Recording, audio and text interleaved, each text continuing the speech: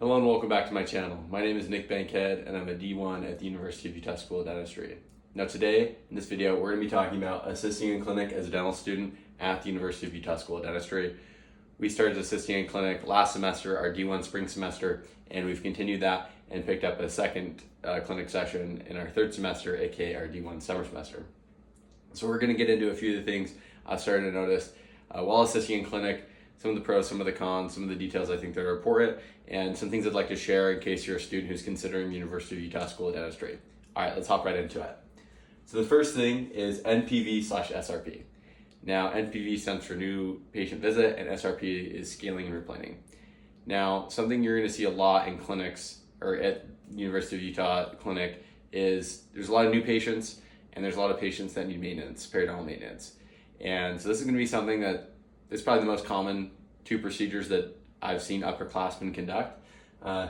If one of these is happening, as an assistant, you're most likely going to be holding the surgical section, being present, make sure the upperclassman has everything they need in case they forgot something and need someone to go to dispensary. That will be you as their underclassman to go and get the items they need for them from dispensary. Perio charting, holding the section for SRP in particular, things that are going to be done. It's a good entryway into the clinic. I feel like finding one of these is a comfortable way that's like low stakes to start seeing dentistry going on in a dental school setting. And that segues right into our next topic of comfortability. Although I was a dental assistant in undergrad, I still felt a sense of nerves while going into assisting at the dental school. This is because no matter the dental office you go to, the workflow is going to be different. The types of patients they see are different. The way you go and get materials, the way you set things up, the workflow, everything's just so unique to the specific office that I needed to definitely get a few sessions in me before I felt totally comfortable being in clinic. And I would say after a few months of being in clinic now assisting, I would say I'm now pretty comfortable, especially with the patients. Totally different than the patient base I was working with as a dental assistant. But these people are awesome. I really enjoy spending time with them and getting to know them and feeling more ingrained in the Salt Lake community in particular. So getting comfortable in clinic is super important. It's something that will happen as you get more reps as a dental assistant at the school. Next thing is the rotations. Now, one of the cool things about the University of Utah is there's internal and external rotations you'll do as a dental assistant.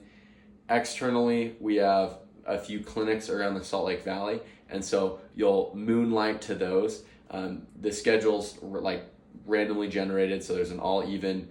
So you'll each do rotations. You'll have a fair, everyone have the same amount of rotations in the same places, but it's just scheduled different throughout the whole semester. So you just check the schedule every week and it'll tell you where you are. Some of those locations you can drive to or take the local transportation to for the external rotations. And then for the internal rotations, we're talking about rotating to the specialties like endo and oral surgery in particular. My first clinic session was assisting in OS, but I have not assisted in endo yet, so I'm excited to see that. And one of the things I'll say about the internal rotations is it's a great opportunity to see the different types of settings. Like that first day in OS, it was so different than being on the clinic floor and seeing like oral surgery versus general dentistry. It was cool to get a vibe of where these different specialties fit in a day-to-day workflow at the school. Shadowing versus assisting. So one of the things I want to mention, when I was in oral surgery, for example, we were doing a surgical extraction and an osseous bone graft. Now the D3 was able to do the surgical extraction with a few pointers from the attending. However, the bone graft placement was done by the attending themselves.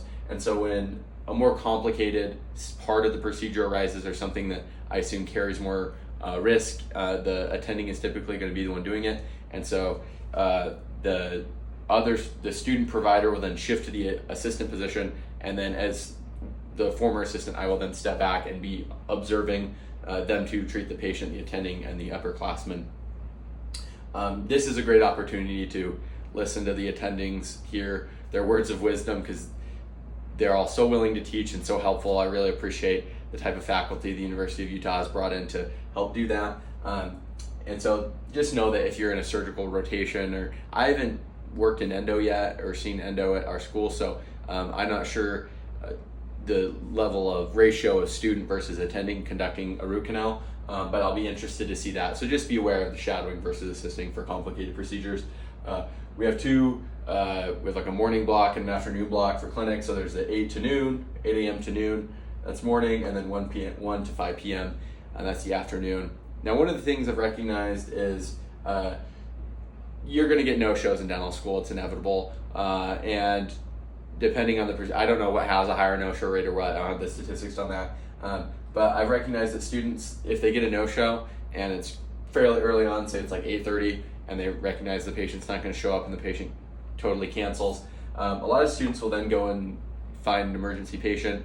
We have an emergency patient queue at the University of Utah, like if someone's crown fell off a bridge and they have to get it, back on that day, and that, or it could be anything. Like the emergency patient pool is like extremely diverse in the type of procedures. So that's just something to keep in mind. One of the things I want to add to this is time. Now, if you have a 8 to noon clinic block and you have one patient scheduled in that time. Now, if the procedure takes an hour and a half, say it was something really quick and you got through it fast, I don't know exactly what the protocol is in terms of like potentially having another patient. I've heard rumors from the upperclassmen of like double booking, like if it's really easy procedures are going to be, you'll get through quickly, and your attending of course is like okay with you doing that, you like double booking yourself so that that one patient's from 8 to 10 and the other's from 10 to noon. However, most of the students I've seen, if they get done by 10, they're just going to have an early lunch and start their break a little early. I can see pros and cons to both. I can see why students would do one thing over the other, if they have a big didactic load still or whatnot. However, it's just something to think about. There's a whole diverse rate.